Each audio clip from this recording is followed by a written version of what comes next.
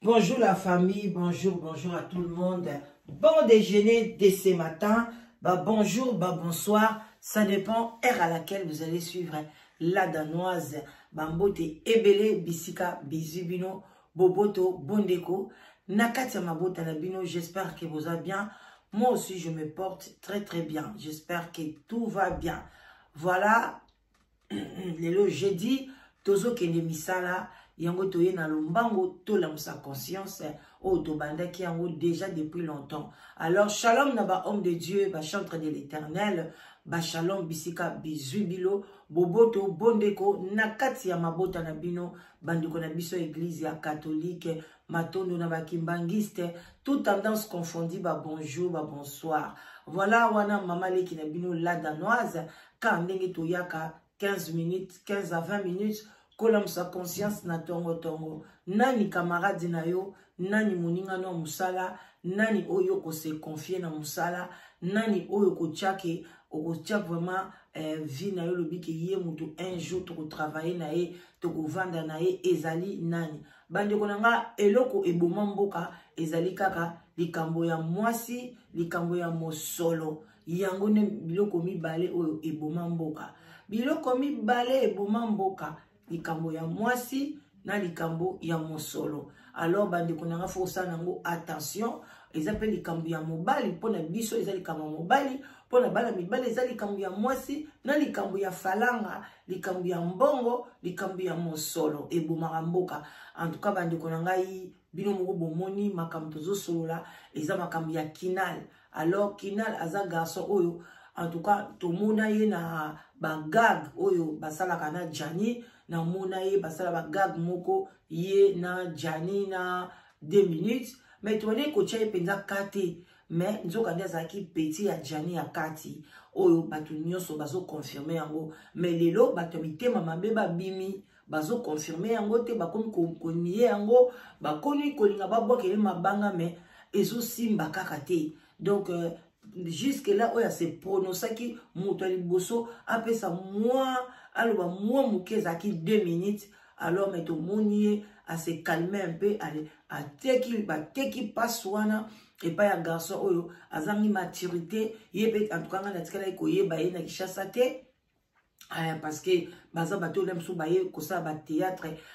après biso talaka biso to bimi to akipement ba jeune vraiment to yeba ka ba théâtre salongo na théâtre e bando leka ba les banzoi je crois o ezaki ko leka na radio donc théâtre nga na tika na kishasa na yeba ki ezaki ya groupe salongo o bando leka na radio ezaki wana soki banzoi et puis na théâtre moko ezalaki ya mondele ndombi voilà on va dire que ça makamba français donc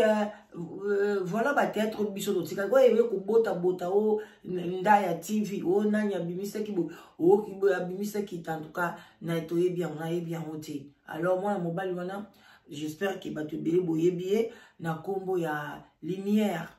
mais plutôt benga ye ténèbres a auto sala be mission moko ya kitoko te mais nzamba za malamu parce que oyo aye ko sala sikoyo ezali quoi deuxième émission mais to landa ki na première émission to yoka ki na maloba mabete ba coacher maloba na munoko et puis to féliciter journaliste oyo a interroger qui est en tout cas amema qui est kitoko makasi tamso bato ebele ba oyeba ete mais surtout sali fort to longola volume bokomona ye to l'axabino quand même elongi na ye ba o ba ebiete bokomona ye. For anyone struggling with high blood sugar, to longola volume bomona garçon ngo bozela to tcha awa to tcha mo makasi ye bomoni mo mobali oyo abandai ko travailler pe na Jani alala na Jani à peu près une année ndaku moko komona ye lumière mais bande konanga eza pasi na soni komona tata mukolo boye koya ko dénigrer ndeko na yo bofani ne bambule ebele parce que to bande ko comprendre nzoka nde bande ko welela mbongo bande konanga mbongo ngo bazo welela eza mbongo oyo Kinal ope boyebi Kinal te bamsupe boyebi ete mais voilà. J'espère que toko lukto na kochela bino na kolakisa bino kinal nzoke loko bazo wele la bande ko ngai ezalaki mbongo ya kanyoti mbongo ya kanyoti bazo sala pona basunga bana ya Jani alors toko senga na ba famille ya Jani bolinga pe bo encourager nani kinal na likambo azo sala toko senga mama ya Jani en tout cas lukata journaliste moko loba vraiment que au pesi pouvoir au pesi pouvoir balobaka bénédiction na kinal a continuer ba œuvre ya mwana na yo a continuer idée oyo azui ye ba bengisa bana ya Jani bande konanga puis idée wana bazui ezati ya ko bengisa mwana Jani moko te mi balete mais soki mbongo epesa mi ebele ba bengisa bana na bango nyonso 8 na kati ya Congo bande ko ezali awa tangu mususu nzamba ko pambola musicien moko ya motema malamu akolo baka bopesa nga symbolique 10 000 euros amemi bango bande ko kozeli loko moko ake esengo même bande ko ngai même sai place azali ayebi nde nini bakotaka bato na poto akoyi kosunga bana wana na monta moko boye sai apistone bango bakoti bamsu bapanzani bake Espagne bake boye bande ko ngai kozali sengo makasi na famille ya Jani esengo makasi pe na Mao oya botana esengo makasi na Sylvie bana nyoso baye poto alors sko bino bolingi eloko wana ebeba balutu bazui initiative wana nzoka bazui kinal bache a représenter parce que bino moko boye ko présenter biso kinal ye moko président oya personnam Jani tant avant akufa malgré na suka aboya ki na mutu nyonso ezalaki ka kinal te abade ko kima na bato parce que azaki déjà ensorcellerie azaki déjà amnae ezaki déjà bazwaki yango déjà oh bande ko mona wana ezaki sous Jani te akomi kokima kima batu donc mutu moko komaki lo vine komaki neti bati yango télécommande bazo commander yango abandi kokima kima batu malgré bande kokima kima batu mais abenga kinal aloba na eke kinal kutalela bi avie bazo sekangai balobi obwaki si petit na yo bande konanga parce que bazalaki azaki petit na ye balobi ka te ko kozala petit mutu pour kozala maman moko tata moko parce que komi Jani lobaki ngana mboko yo nazana ndeko te oui abonga akosaki pété mais wana zali ndeko na ye par théâtre c'est tout mais azaki garçon mo to moni ke alingaki Jani mingi to boyite ba faute ezalaka mabezalaka place batu bavandi kotonga ezanga raté alors bandi konanga sans tarder tozana tongo na tchela bino mbangu cause nini baboyaki parce que ba mama Château Rouge bandeko na biso ba youtubers Moisanza na mona pe mama Kongo azalaka na place yango bazwaki likanisi ke basala cagnotte batu nyonso basepeli baleka pa mama Moisanza bamusu baleka pa ya ye moko kinal musu baleka pa ya ndeko mwasi oyo aza représentant za na ONG na yaza makamne belé et puis mbongo yango ezokene na compte ya mwana mwasi wana ezaka kinal azaka kalokwa ba pesi ba azo représenter projet mais banque mbongo ezokende ezali pa ya kinal te soki po pesi mbongo na yo olingi transparence ezala au-dessus okangi photo ndengo otineli mbongo na yo o publier yango alors bande konangai vraiment tolanda na muke na mukuse nzoka nde yango nde likambo ezosa bango ka pasi bato théâtre ba devo bato nyoso mona ki wana ba cheki mitu bango balingi nde bazwa bango toyoka ke The Voice mutu aza na likambo The Voice osi atola mutu bache mais bato baye ko comprendre yango bande konanga kozala mukolo elaxite kizaki mayele non qui mukolo ezaki mayele te mwana kozala même na 12 ans aleki tata 56 ans na mayele papa 56 ans ta mususu akoleka ile mususu na sagesse ou bien koleka na expérience ya likamobo mais l'intelligence te mwana na koleka alors bande konanga ezate bino ba mikolo po bozwaka chance obotama avant bozwaka chance kosala ba théâtre avant il faut kaka bino nde batia bino na makambo Jani bino bosi bozwaki ki secrétaire ki financier na matanga bozwi batiko fele boke kokunda ye bravo to sepeli mais botika suite batu mususu ba continuer yango bongo na Congo ebonga raté mu congolais ningi so sa président ne loko etali yete alingi ye ka mutu bacha mutu atata mujanya nani par exemple mbongo obakenda osenga président ye moko bake osenga mbongo bakunda chaque Congo eza normal te biloko mususu président bakosenga ete batu bazali ba bureau ezali awa yoka eza boke ne pas Macron okende kutundeni ou bien pas la biso kande tovandi boy okende pas premier ministre okende kosenga mbongo okende te okende ba assistance sociale tela nzela okomema ezali déjà ba biso ke so ozana besoin boy ozana problème nga mukolo msuta mutokoti na kati ya ndako tokota na ndako tokotaki na te pardon ndako moko ezaka ya transaction tokota na période ya corona congélateur na biso mobimba ebungaki toyebi te soki ntango okotisa biloko na quartier wana bato babendi yango bakende yango tobengi bata transport balobi baza nango te biloko nyonso bandeboyende twanda osomba babiloko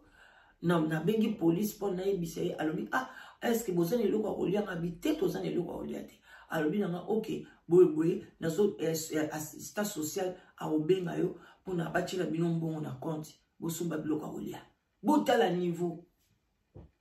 Est-ce que babengaki président mais na Congo koka président fachi hiérarchie ezate yango lozomona biloko nyonso ezokende kaka mabe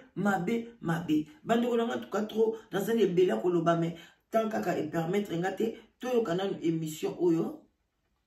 ebongo voilà volume pe na longola ki yango c'est bon to longola nano mais nini voilà natchela bino bolanda ça c'est qu'on est sur des voilà c'est moi émotion mais tout voilà tout le monde dit moi solo ça mon bal il solo un vrai congolais. Ça c'est très bien. J'ai dit vraiment que multiplier la terre, remplissez la terre. En tout cas, Gianni Faye Franco Luambo. Attendez ça qui vraiment mokili. Alors Kinal, tous les solo à Cagnotte organisé. D'abord, idée à Cagnotte Swana ezali nini parce que nous sommes mettre la parole na bin en doute. Le gars on dirait bolingi bosala mbongo na sima matanga Gianni sa kundami mais nini sous ma solo à Cagnotte en outil wapi ezali vraiment en fait but à Cagnotte Swana ezali nini son quoi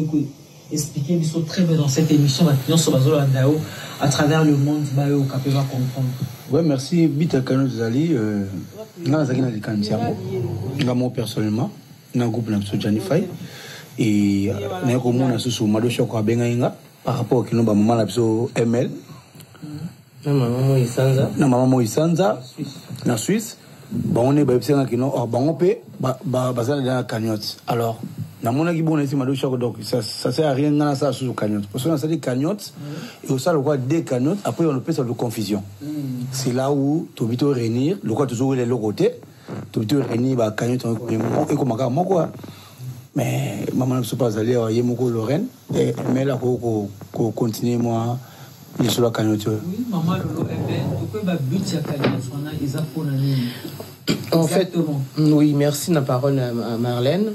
En fait, bita cagnotte toi nezali pour na koyede bana Gianni. Nga nazali déjà na pour bosana qui détaille mon présentation nga nazali président de l'association babengi MPF, Mouvement progressiste pour l'émergence de la femme. Donc comme plus qu'on et comme na changer pe comme solidarité maman congolaise. À partir il y a association on a une association qui likanisi. Pourquoi pas tout le monde a tout le monde bana na Kinshasa, tout le monde situation en famille, tout le monde maman nenga leli. Et Gianni azali mutu moko alinga maki na ba congolais. Na makamunyo so etangami ezwaki Gianni azui mukanda wate. Pourquoi pas biso ba congolais to ko sa les gestes. Étant donné qu'il y a une démarche à moi à Liboso pour administrer le passeport, pourquoi pas continuer dans l'ikanisinaye, to bien c'est là banana na poto. To bien ça moi na mort, to bien ça bana. Il y a une idée à Cagnotte on yaki, to zaki pe na maman Moïsanza au boyebi Nicole, azape mo lobeli na biso na communauté. Tout ça li entre biso ba maman, ba mado chako et tout au sololi. Et tu as l'ikanisé au sala, tu créer na maman Sarah pe azape na Suisse. Lili Makaya awa. Château Rouge ouais. Tu as l'ikanisé OK et ko créer Cagnotte. Après de créer Cagnotte, il y a Liboso, il y a na ligne, la plateforme il y a Go de FODME, je crois c'est ça, ils ont mot anglais, c'est la prononciation malamu. Après bon, pourquoi pas tu as na Kinal. Qui est uniquement na biso insto sangisa qui y a ça qui n'a pas na likanisango dans ces cas là to kangasko ya liboso to fungasko yo na kombo Kinal c'est quoi gérer auto fungoli siko na kombo ya cotizep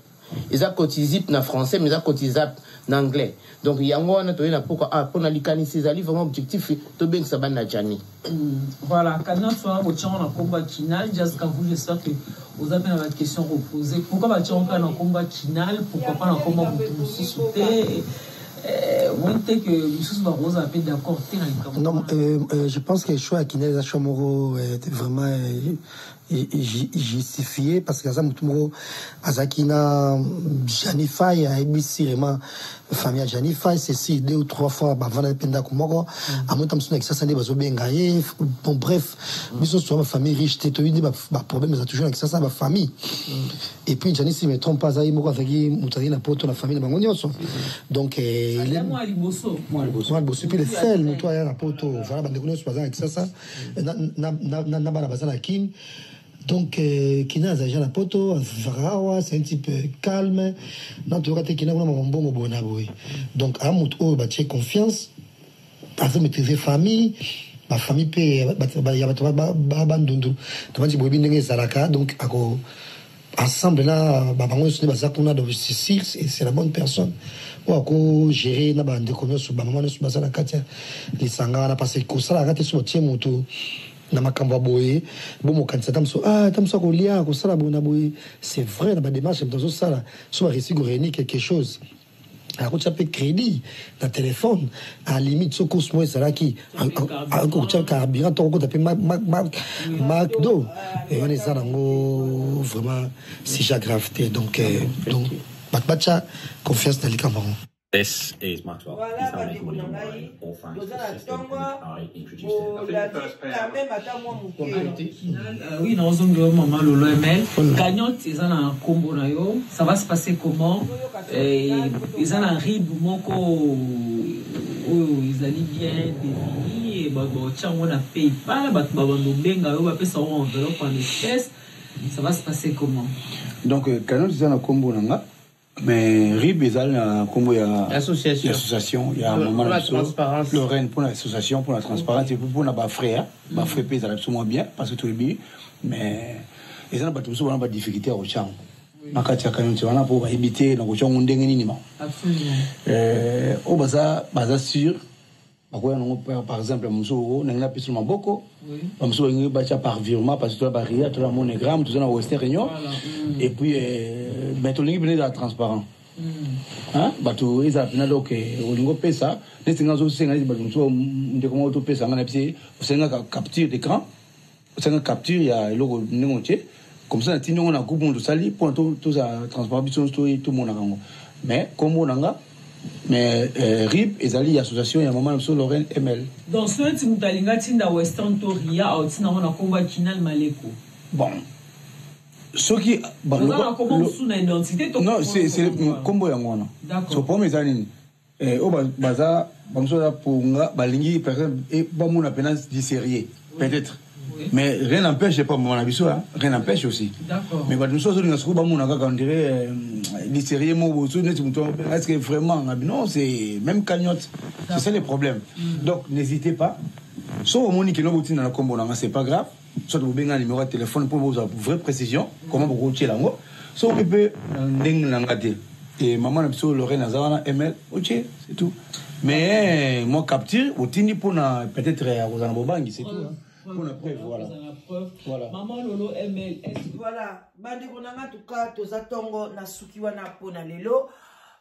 boyoki koyoka ndenge bandeko na biso bapesi bino explication likambo oyo ezoko boma bandeko ba comédien ba tie jalousie nde likambo wana omoni balimba boma kinal bakomi ko traiter de l'impolitesse bakomi ko traiter ya vivant ya Jani abande ko tonga ye bakomi ko traiter bakambu nyonso pona ga likambo ya cagnotte mbongo ngo akolia ngote akosimba yango pete eza wana eza bien organisé soki mutu ochembo na kombo ya kinal ozwi nanu papier na ya wana otindi yango soza pe na confiance na ete otie pa ya mama Moi Sanza aza na Suisse oke na YouTube na ye okomona Moi Sanza okobeti kuno komeli akotindelo ba coordonnées ou bien maman na biso oya lobby bino ba mama Paris boko leka na Château Rouge boke ipa ya mama o bazobenga soki ba mama ya Château Rouge oke opesi cotisation na yo kasi to sala ka baninga confiance omoni aussi longtemps moninga libi na ete aussi lota toyoka te Kinal ali ayibi mbongo ya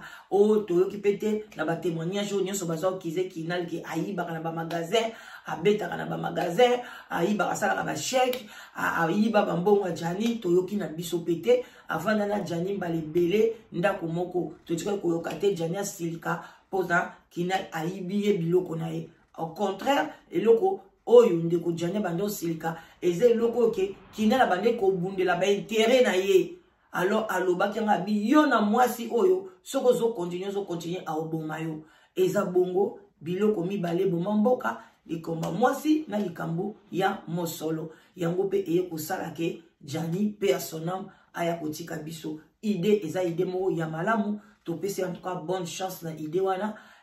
esukate parce que biso ba congolais tozalaka chocho tant mowe ya kufi après au monde batu balembi na bango pona ni ba kolemba na bango biloba loba na biso bifinga finga na biso bichuka chuka na biso ekosala ke batu balemba na bango alors bande konanga biso kande to lobi Jani azali soute muto ya koyebisa biso contraire o mabe ya Kinal envers Jani azali te muto ngaka yebisa biso ngo ezala ka Jani lokola Jani akufi na ye ezala la brune la sorcière yo ezala la brune zela muke pardon ezala la brune la sorcière yo olobi ke non oye pona osalika moko boye o loba mabe moko boye pona la Kinal tokotika la kondima yo te alors bande konanga tuka tongo malamu botika la malamu na sepeli tokutani bakala mingi te en tout cas des gros bisous à tout le monde bye bye bye bye bye bye bye bye